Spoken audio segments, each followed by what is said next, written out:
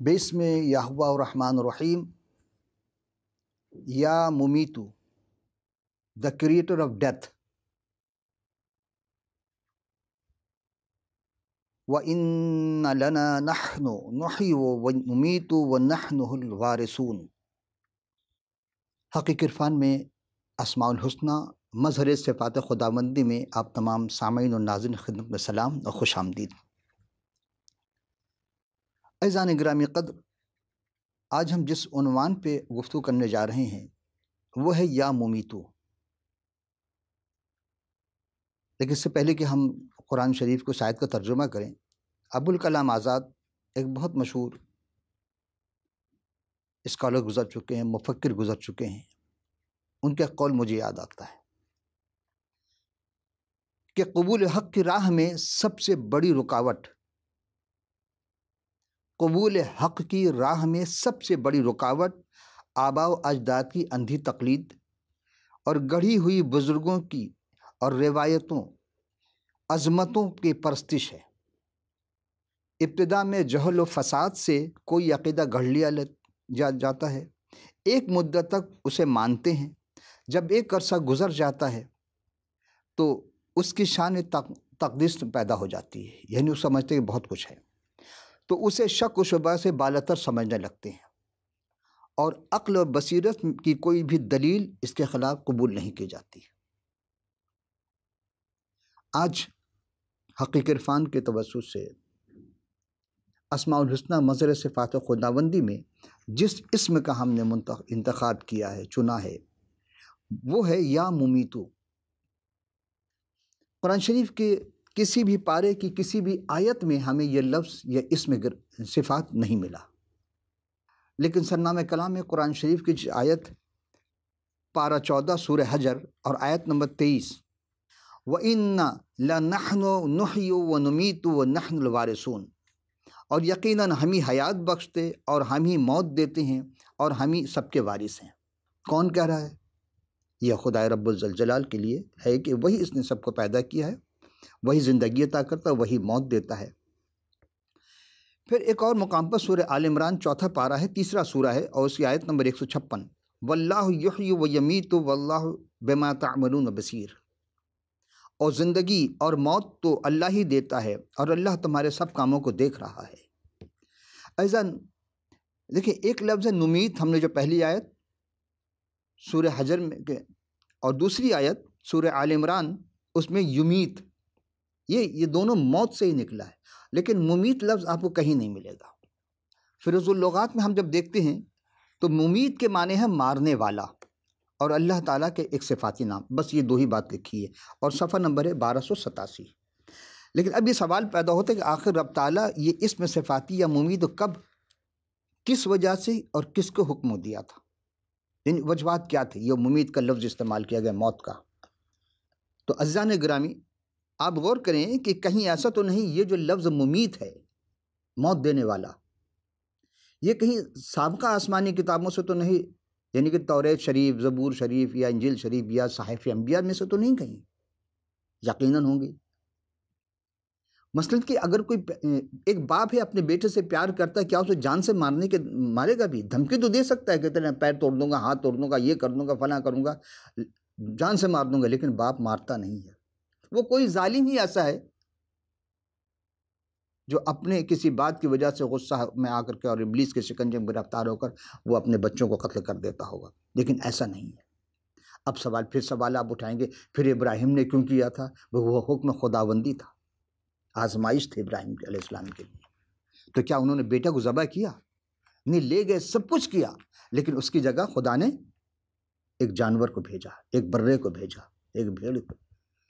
تو اب ہم پھر دوبارہ چلتے ہیں کہ آئیے اس کتاب کا تذکرہ کرتے ہیں کہ کیوں، کب اور کس کی وجہ سے یہ بات ہوئی تھی. تو آئیے کتاب مقدس یعنی توریت شریف، یہ پہلی کتاب تکوین یا پیدائش کہتے ہیں، اس کا دوسرا سورہ ہے، دوسری رکوع کی 15 تا 17 آیت، 3 آیت کی تلاوت کرتے ہیں، پھر دیکھتے ہیں کہ اس کے اندر کیا واقعہ ہے. اور خدا نے آدم کو لے کر باغ عدن میں رکھا کہ اس کی باغبانی اور نگہبانی کرے، اور خداوند نے آدم کو حکم دیا کہ تو باغ کے ہر درخت کا پھل بے روک ٹوک کھا سکتا ہے. کیا کر سکتا ہے؟ پھل کھا سکتا ہے۔ لیکن 17ویں آیت، لیکن نیک و بد کے پہچان کے درخت کا کبھی نہ کھانا، کیونکہ جس روز تو نے اس میں سے کھایا تو مرا۔ یہ پہلی بات، موت کا تذکرہ خدا نے کہہ دیا، انڈیکیٹ کر دی، اور پھر ابلیس نے ان کو بہکا دیا، اور اس کو بہکانے میں آ کے اس شجر ممنوعہ جس کو اللہ نے منع کیا تھا اسے کھا لیا۔ کیسے؟ اس کا ایک تذکرہ ہم قرآن شریف کے سورہ بقرہ اس کے 35ویں نمبر آیت سے ہم لے رہے ہیں۔ وَقُلْنَا يَا آدَمُ اسْكُنْ أَنْتَ وَزَوْجُكَ الْجَنَّةَ وَكُلَا مِنْهَا رَغَدًا حَيْثُ شِئْتُمَا وَلَا تَقْرَبَا هَٰذِهِ الشَّجَرَةَ فَتَكُونَا مِنَ الظَّالِمِينَ۔ اور اللہ نے آدم سے کہا کہ تم اور تمہاری بیوی دونوں اس باغ میں رہو اور جو جی چاہے کھاؤ، لیکن جو درخت ہے اسے قریب بھی مت جانا ورنہ ظالمین میں شمار ہو جاؤ گے۔ ابھی تو ظلم نہیں کیا انہوں نے، پھر ظالمین کا لفظ، اس سے پہلے بھی کوئی مخلوق تھی جنہوں نے ظلم کیا تھا، اور اس کو خدا نے سزا دی اور اس کو اس عہدے سے ہٹا دیا۔ یعنی جو بھی خدا کے حکم عدولی کرتا ہے تو خدا نے یہ فرمایا، ایک آج بھی دیکھ رہے ہیں ہمارے زمانے میں، ہم اپنے وقت میں دیکھ رہے ہیں، یہ اور باتیں سفارشی بہت ساری آتی ہیں، سفارش میں ہم بہت سی چیز کو نظر انداز کر دیتے ہیں، لیکن قانون میں ہے کہ اگر کوئی اس عہدے کا غلط استعمال کرتا تو اس عہدے سے ہٹا دیا جاتا ہے۔ ابلیس نے بھی غلط استعمال کیا، اس کو ہٹا دیا، اور باغ عدن میں جہاں آدم علیہ السلام کو رکھا گیا تھا، حوا بھی تھے، وہ درخت، یہ پہلے ہم تذکرہ کر چکے، لیکن مختصر یہ کہ حکم عدولی ہوئی، خدا نے ان کو اس عہدے سے یعنی باغ عدن سے نکال دیا گیا، انہیں دونوں کو۔ ایک اور چیز، جب ہم تذکرہ کرتے ہیں کہ موت کیا ہے، اب سوال یہ پیدا کہ پہلی بات ہم نے کیا کہ آپ سے، یہ موت کا تذکرہ کس سے کیا؟ خدا نے آدم سے کیا تھا کہ تو نے اس درخت کا پھل کھایا، قریب میں جانا، چھونا بھی نہیں، کھا لیا، حوا کے ذریعے دونوں کو سزا مل گئی، لہٰذا وہ عہدے سے دور ہو گئے۔ تو کیا کہا؟ مر جائے گا انسان، یعنی موت واقع ہو جائے گی۔ تو موت کیا ہے؟ جدائی کو کہتے ہیں، موت مفارقت کو کہتے ہیں، موت ایک مقام سے دوسرے مقام یعنی پستی میں چلا جانا کو بھی کہتے ہیں، موت انتقال کو بھی کہتے ہیں، موت مر جانا کو بھی کہتے ہیں، کئی معنی میں استعمال ہوئے ہیں۔ انتقال ایک مقام سے دوسرے مقام پر منتقل ہو جانا، لیکن انسان کسی سے بھی جدا ہو جائے لیکن خدا سے جدا نہ ہو۔ اگر خدا سے جدا ہے پھر کچھ بھی ہاتھ اس کے نہیں آئے گا۔ آئیے اب ہم دیکھتے ہیں کہ موت ہے کیا چیز۔ ہم نے ابھی آپ کی خدمت میں توریت شریف اس کی پہلی کتاب پیدائش یا تکوین، اس کے دوسری باب کی 3 آیت ہم نے تلاوت کی تھی، 15 سے 17۔ اب ہم قرآن شریف سے ایک اور آیت لیتے ہیں، اور یہ ہے 29واں پارہ سورہ ملک، 67واں سورہ ہے، اور پہلی اور دوسری آیت، یہ مکی سورہ ہے۔ تبارک الذی بیدہ الملک وہو علی کل شیء قدیر الذی خلق الموت والحیات لیبلوکم ایکم احسن عملا۔ یعنی پاک ہے وہ ذات جس کے ہاتھ میں ساری ملکیت ہے، یا جو مالک ہے اور وہی ہر شے پر قادر رکھتا ہے، قدرت ہے اس کی، بے شک اسی نے موت اور حیات کو خلق کیا۔ یہاں موت کا تذکرہ پہلے ہو رہا ہے اور وہاں پہلے زندگی کا تذکرہ ہے۔ یہ موت اور حیات دونوں کا خالق کون ہے؟ رب العالمین ہے، وہ خدا قادر مطلق ہے۔ اچھا، کیوں خلق کیا؟ تاکہ تمہیں آزمائے۔ اب سوال یہ پیدا ہوتا ہے کہ عمل قابل قبول ہے یا ایمان؟ بہترین عمل اگر ہم لے کر جاتے ہیں اس کی بارگاہ میں اور ہمارے پاس ایمان نہ ہو تو کیا وہ قابل قبول ہے؟ اچھا، ایمان ہے ہمارے پاس کامل، لیکن ہم نے عمل نہیں کیا تو یہ قابل قبول ہے، لیکن کیا ہے کہ ایمان کے ساتھ عمل کا ہونا ضروری ہے۔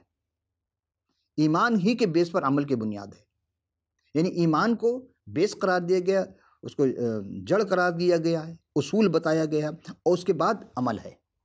اگر عمل ہے، ایمان نہیں ہے تو بیکار ہے ساری چیزیں۔ بہت سارے لوگ نیک عمل کر رہے ہیں لیکن ایمان نہیں ہے، تو خدا کی بارگاہ میں، اس کی نگاہ میں وہ شخص تو نیک عمل کر رہا ہے لیکن اس کی کوئی جزا نہیں ہے، بس دنیا میں اس کو جزا دے دی جائے گی۔ آئیے عزیز، ہم ایک اور کہ خالق کائنات کے لیے جو لفظ استعمال کیا جاتا ہے، ہم غور کرتے ہیں کہ اس کی ذات کے لیے انسان کی زبان سے جو لفظ نکلتے ہیں، یہ جو اسم نکلا گیا ہے، مختلف موقع پر وہ الفاظ کو دہراتا ہے، اس لفظ کو تعین کرتا ہے اپنے مقصد کی خاطر، اور اپنے سینٹیمنٹل اور جذبات، اپنے اس رجحان کے تحت جب وہ سکون مل جاتا ہے، کہتا ہے ہاں یہ اسم نے ہمارے لیے بڑا کام کیا۔ تو گویا کہ وہ اسم کو اتنا زیادہ ریپیٹ کرتا ہے، ذکر کرتا ہے، وہ اسم کے ذریعے اس کو نجات ملتی ہے۔ نہیں، اصل چیز ہے کہ آپ کو وہ ایک نقطے پر مرکوز ہونا، یہ جو مراقبہ کرایا جاتا ہے، مراقبہ بھی وہی ہے کہ آپ ایک نقطے پر مرکوز ہو جائیں، آپ کی سوچ ایک خاص نقطے پر مرکوز ہو جائے، رک جائے وہاں پر۔ اور یہی چیز خدا رب العالمین بھی چاہتے ہیں کہ انسان جو بھی کام کرے لیکن خدائے وحدہ لا شریک کو سامنے رکھے، اسی کے احکام پر عمل کرے، تو اس کو پھر نجات ہے۔ پھر ہم غور کرتے ہیں کہ بنی نوع انسان جب اس وقت جب خدا کی ہستی یا خلقت کائنات کی اصلیت کے بارے میں غور کرے، سوچے سمجھے، تو اسے کچھ ضرور ملتا ہے۔ اور سب کچھ اس کے سامنے رکھ کر اگر وہ ساری چیزیں حاصل کر رکھ کر ایک موضوع لفظ تجویز کرنا چاہے تو کیا وہ ہو سکتا ہے؟ نہیں۔ ایک ہی وقت میں ایک شخص ظالم بھی آپ کہہ رہے ہیں، عادل بھی ہے اور منصف بھی ہے اور ساری چیزیں، رحمان بھی ہے، رحیم بھی ہے، زبردست بھی ہے، اور وہ ساری چیز ایک وقت میں نہیں ہو سکتی، لیکن اس خالق کائنات کے لیے ہے۔ لیکن آپ جب اس لفظ کسی ایک اسم کو لے کر چلیں گے تو ایک ہی نقطے پر مرکوز ہوں گے، جبکہ وہ تو لامتناہی ہے۔ جو ذہن میں آ گئے وہ خدا کیوں کر ہوا؟ خدا ذہن میں نہیں آ سکتا ہے۔ پھر ہم غور کرتے ہیں کہ ہم نے جب حقیقی عرفان کے لیے اس پروگرام کے ذریعہ آپ کو اسم کو شمار کر کے پڑھنے کے بارے میں آپ سے تذکرہ کیا تھا کہ بعض لوگ ہیں کہ معرفت الہی حاصل کرنا چاہتے ہیں، نہیں کر پاتے۔ ایک بزرگ بہت مشہور ایک واقعہ انہوں نے پیش کیا کہ ایک شخص دنیا چھوڑ کر، اپنے اہل عیال کو چھوڑ کر جنگل میں چلا گیا، اور وہاں جہاں تھا وہ ایک ہرن کا بچہ تھا، جہاں وہ جا کر ٹھہرا۔ بس اتنا سامان لے گیا تھا کہ وہیں رہنے کے لیے کھا پی سکے، پھر درخت کے پتے پھل وغیرہ کھاتا رہا۔ لیکن اس کا یہ طریقہ تھا کہ وہ تنہا رہتا تھا، اور جو ہرن تھا اس کے قریب ہی جاتا، لیکن ہرن کبھی بیٹھتے ہوئے اس نے نہیں دیکھا۔ یہ کبھی کھڑے ہو کر زور شور سے چیخ کر اللہ کا تذکرہ، کبھی اللہ کا مختلف جو جسم تھے اس کے پاس وہ اسم کا ذکر کرتا رہا، اور ہرن کھڑا رہتا تھا، کبھی یہ سو کر، کبھی لیٹ کر، کبھی بیٹھ کر، کبھی ہاتھ کے بل کھڑے ہو جاتا، کبھی بالکل سیدھے کھڑے ہو کر، یعنی جو اس رکوع کی حالت میں، سجدے کی حالت میں، قیام کی حالت میں وہ ذکر کرتا رہا۔ ایک دن ہرن سے اس نے پوچھا کہ تجھے کبھی میں بیٹھتے ہوئے نہیں دیکھا۔ اب سوچے کیا حیوان و انسان میں گفتگو ہو سکتی ہے؟ تو بزرگ نے کہا کہ بھئی ہوئی گفتگو، تو ہرن نے کہا کہ مجھے کہیں بیٹھتے نہیں، میں کیسے بیٹھ سکتا ہوں؟ حالانکہ ممکن ہے کہ جب وہ سو جاتا ہو ہرن بیٹھ جاتا ہوگا، لیکن اس شخص کی نگاہ میں کبھی بیٹھا نہیں تھا۔ کہنے بات یہ ہے کہ خدا نے میرے ناف میں مشک پیدا کیا ہے، اور اس خوشبو سے میں اتنا معطر رہتا ہوں کہ مجھے نیند نہیں آتی۔ حالانکہ خوشبو سے نیند آ جاتی ہے، وہ کہتے ہیں میں نہیں سو سکتا۔ لیکن ایک بات تو بتاؤ، تم اپنے اہل عیال، پورے خاندان کو، پورے قبیلے کو چھوڑ کے اس جنگل میں کیوں آئے؟ یہ تو ہمارا علاقہ ہے، آپ کا تو نہیں ہے۔ تو اس نے کہا کیا مطلب؟ پوری کائنات تو اللہ نے ہمارے لیے بنائی ہے۔ کہاں بنائی ہے، لیکن آپ کو وہاں خدمت کرنی تھی۔ آپ کبھی کھڑے ہو کر، کبھی بیٹھ کر، کبھی جھک کر، کبھی سو کر کے اتنے چیخ چیخ کر کے خدا کو پکار دے، کیا آپ کا خدا کہیں کھو گیا ہے، کہیں گم ہو گیا ہے؟ جاپو سے پکار رہے ہو، اور آپ کہتے ہو کہ نحن اقرب الیہ ورید، کہ خدا تو آپ کے شہرک سے زیادہ قریب ہے، تو پھر آپ یہاں کیا؟ کہتے کہ وہ شخص کے پاس جواب نہیں تھا، وہ شرمندہ ہوا اور وہاں سے واپس دوبارہ آیا اس دنیا میں جہاں اس کے اہل ویال تھے، خاندان تھا، قبیلہ تھا، وہاں اس نے خدمت کرنی شروع کر دی۔ تو پہلے سے زیادہ وہ خالق کائنات کو سمجھنے لگا، معرفت الہی حاصل ہوا۔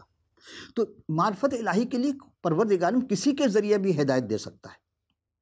اب انسان کا کام ہے اس کو وہ کلیکٹ کرے، ریسیو کرے، قبول کرے کہ ہاں یہ چیز صحیح ہے۔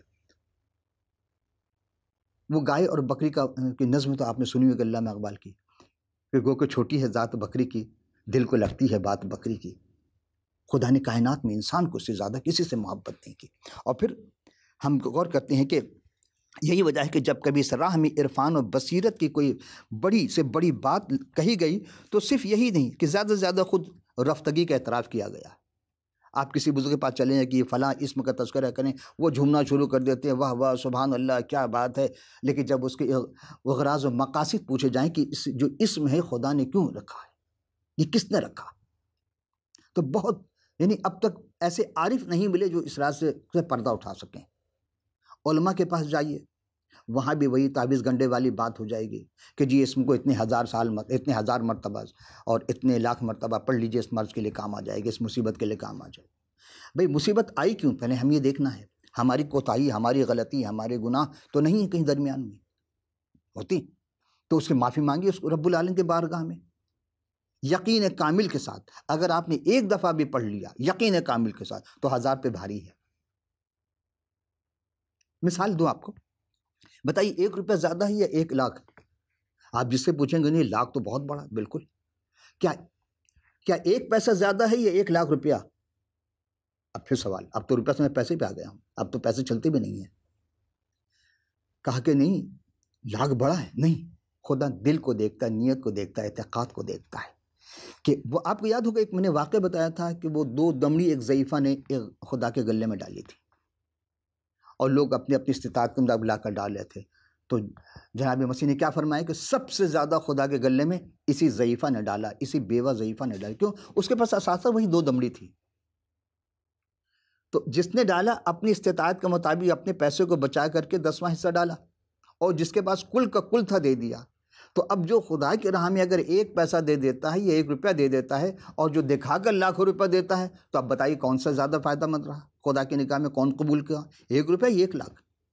آج تو بہت زیادہ ٹی وی سیشن ہوتے ہیں, چیک دے دی جاتی, چیک کیش نہیں ہوگا, آپ بھاگتے رہیے جی فلاں کوئی بیوہ تھی ان کو اتنے لاکھ کا چیک دیا گیا, فلاں حادثے میں شکار ہو گیا, اس کو اتنے 5 لاکھ کا لیے. وہ لاکھ تو ضرور آنے زبان پر, میڈیا میں شو کر رہی ہے, لیکن کیا اس غریب کو ملا؟ نہیں ملا. غریب اگر اپنے گھر اپنے بچوں کے لیے گھر کے لیے قرض لیتا ہے تو کلکی ہو جاتی, دے نہیں پاتا. اور لوگ خربوں روپے اربوں روپے کھا گئے. کس کا پیسہ تھا؟ عوام کا. تو عزیز و خدا ایک ایک چیز کا حساب لے گا. اسی لیے وہ ظالم کو معاف نہیں کرتا, کبھی معاف نہیں کرے گا وہ, ورنہ وہ عادل نہیں رہا. تو آپ نے دیکھا کہ جب ہم غور کرتے ہیں کہ خود رفتگی میں اعتراف کیا گیا اور ادراک کا منتہا یعنی مرتبہ یہی ہے کہ برقرار پایا, ادراک کی نارسائی کا ادراک حاصل ہو جائے, اس تک پہنچنے کا ہمارے پاس کیا ہے. تو عرفہ کے دل میں زبان کی صدا ہمیشہ یہی رہے کہ رب زدنی فیکا تحیرا, یعنی خدایا ایسا کر کے تیری ہستی میں میرا تحیر بڑھتا رہے. یعنی اپنے آپ کو ہم انسان کیا کرتا ہے؟ بڑھاتا رہے. تحیر جہل میں نہ ہو بلکہ معرفت کا نتیجہ نکلے. اور حکمہ کی حکمت اور دانش کا بھی یہی فیصلہ ہوا کہ معلوم شد کی ہیچ معلوم نہ شد. معلوم کیا لیکن کیا معلوم ہوا؟ کہ کچھ بھی معلوم نہ کر سکے. بھلا اس پہ کوئی غور کر کے کیا حاصل کر سکتا ہے؟ وہ بغیر کسی ایسے تصور کے پوری نہیں ہو سکتی جو کسی نہ کسی شکل میں اس کے سامنے آئے. اور سامنے جبھی آ سکتا ہے کہ اس کے متعلق غیر مشخص چہرہ پر, یعنی ایسا چہرہ پر کوئی نہ کوئی نقاب تشخص کو نہ پڑے, یعنی کوئی نقاب لا کے نہیں آ سکتا. اور وہ جب سامنے آ جائے گا تو اسے تسلیم کرنا پڑے کہ ہاں یہ وہی ہے. میں بہت ادق بات شاید کہہ گیا کہ کیا خدا لباس انسان میں آیا کہ نہیں آیا, اور جب آیا تو کیا کیا اس نے. بھئی ایک جگہ ہے کہ لکھتے ہیں کہ دین کے مقصد میں ایک اہم خدا کے صفات ٹھیک تصور دینا. اب جب خدا کو دیکھیں نہیں تو تصور کیسے لا سکتے ہیں آپ؟ جب ایک چیز کو ہم نے دیکھے نہیں اس کے بارے میں کیسے تصور کر سکتے ہیں؟ نہیں کر سکتے. خدا کو کس تصور میں لائیں گے جو نہ صورت میں مقید ہے, نہ شدہ میں زنجیر ہے, نہ اسے کوئی آپ مشابہ بتا سکتے ہیں, کوئی نہیں بتا سکتا. پھر کیسے لائیں گے؟ تو اسی لیے انسان کو خدا پرستی کے راہ میں جس قدر ٹھوکریں لگی ہیں وہ صفات الہیہ کے تصور میں لگی ہیں. کسی نے سمجھا خدا کی ناک اتنی بڑی ہے, اس نے خدا کو بڑے ناک والا بنا دیا, اس کو بھگوان کا پوج رہے ہیں. کسی نے کچھ سمجھا, کسی نے کہا کان بڑے ہوں گے, انہیں ہاتھی جیسے کان بنا دیے. تو جو جیسا سمجھا خدا کو ویسا ہی ہے. لیکن اس قول کی اہمیت اس وقت واضح ہوتی جب ہم دیگر مذاہب کے پیروکاروں کی اس راہ میں لغزشوں کا مطالعہ کرتے ہیں. انسان خدا کے وجود کو ماننے کا لازمی نتیجہ تھا کہ اسے جاننے کی کوشش کرے. لوگ ماننے کی زیادہ کوشش کرتے ہیں, جاننے کی کوشش نہیں کرتے ہیں. تو ذات کے تعارف و قربت اور شخصی ذہنی رشتہ کے استوار سے صفات کے تصور میں کے ذریعے ہی ممکن ہے. یعنی جب تک رشتہ آپ نہیں قائم کریں گے اس وقت تک تصور نہیں ہوگا. ایک عام آدمی کو آپ رشتہ نہیں بنا سکتے جب تک جانچیں گے نہیں, پرکھیں گے نہیں. پڑوس میں کوئی بھی رہتا ہو, جب تک جانچ پرکھ نہیں لیتے اس وقت ان سے دوستی نہیں کرتے آپ. کلاس میں سارے بچے سے سب کی دوستی نہیں ہوتی ہے, مخصوص سے دوستی ہو جاتی ہے. کہلاتا وہ پوری کلاس کا ہے. یہی آفس کا ہے جہاں آپ کام کر رہے ہوں گے. کیا سب سے دوستی سلام دو سب سے ہوتی ہے، لیکن دوستی چند اشخاص سے ہوتی ہے جس کے آپ دل کی بات کہہ سکیں. عزیزم، انسان کے لیے لازمی ہے کہ تفکر و تعقل کی راہ میں سنگ ہائے گراں سے بچنے کے لیے رب تعالیٰ کے رسولوں کی دستگیری کی ہے رسولوں نے بھی. تو اسی لیے کہا، ہم جب غور کرتے ہیں تو علماء عرفا اور حکماء کے تجربات کا اضافہ نہیں، یعنی اسماء الہیہ میں ان کا کوئی اضافہ نہیں ہے. بس پڑھ لو اتنی دفعہ لاکھ دفعہ. ہاں، جب ہم شعرا پہ نگاہ ڈالتے ہیں تو صرف آج 3 شعرا کا ہم تذکرہ کریں، صرف 3 شعر پڑھیں گے، اس کے بعد ہم آگے چلیں گے.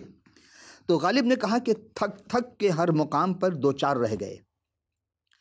بہت تلاش کی، اس کو ڈھونڈنے کی کوشش کی. تھک تھک کے ہر مقام پر 2 4 رہ گئے، تیرا پتہ نہ پائیں تو ناچار کیا کریں. اب خدا کو کہاں ڈھونڈیں گے؟ کوئی مقام، کوئی گھر تو ہے نہیں اس کا. داغ دہلوی کہتے ہیں، مرزا داغ دہلوی کہتے ہیں کہ لوح و کرسی پہ کیا خدا ملتا، آگے چلتے تو کچھ پتہ ملتا. ہم لوح کرسی پر جا کر رک گئے. بہت زیادہ مصیبت کہیں جی آپ آیت الکرسی پڑھنا شروع کر. بالکل صحیح، خدا کو وہ نہ اونگتا ہے، لیکن ہم سمجھ کے نہیں پڑھتے ہیں. نہ اسے اونگ آتی، نہ نیند آتی، اور اس کے سوا کوئی عبادت کے لائق نہیں ہے. بالکل، لیکن جب تک اسی ایمان و یقین کے ساتھ نہیں پڑھیں گے بیکار ہے. آخری سے امیر بینائی نے کہا کہ پڑھا ماں عرفہ نہ کا برسوں امیر، کچھ تو معرفت اس کی حاصل ہوئی. پڑھنے سے اگر معرفت مل جاتی ہے تو عارف کہلائے گا وہ. اور عارف وہی ہوتا ہے، سب عارف نہیں ہوں گے، عارف باللہ ہوتے ہیں، لیکن وہ لاکھوں میں ایک بنتا ہے. کیوں؟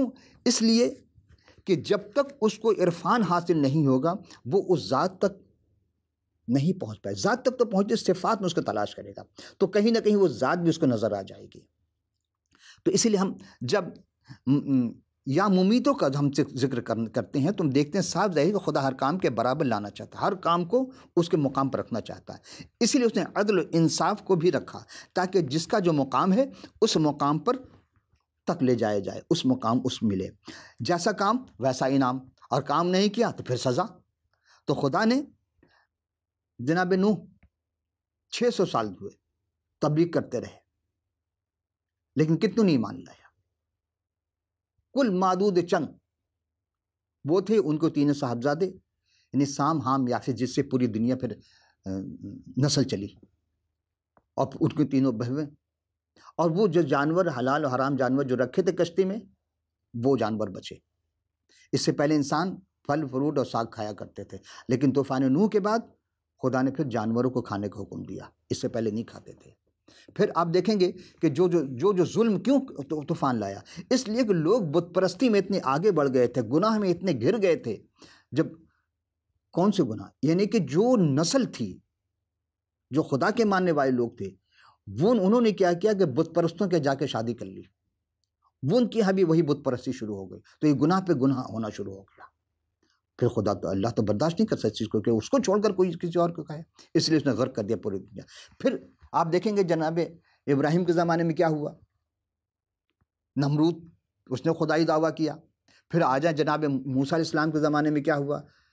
کیا فرعون بچا؟ اپنا لاؤ لشکر لے کے خدا نے اس کو غرق کر دیا. یعنی کہ خدا موت ایسے نہیں دیتا ہے، وہ تنبیہ کرتا رہتا ہے، بار بار انہیں سمجھاتا رہتا ہے، پیغمبر اسلام کے ذریعے، پیغمبروں کے ذریعہ، انبیاء کے ذریعہ، رسولوں کے ذریعہ میسج بھیجتا رہتا ہے کہ جاؤ جا کر سمجھاؤ.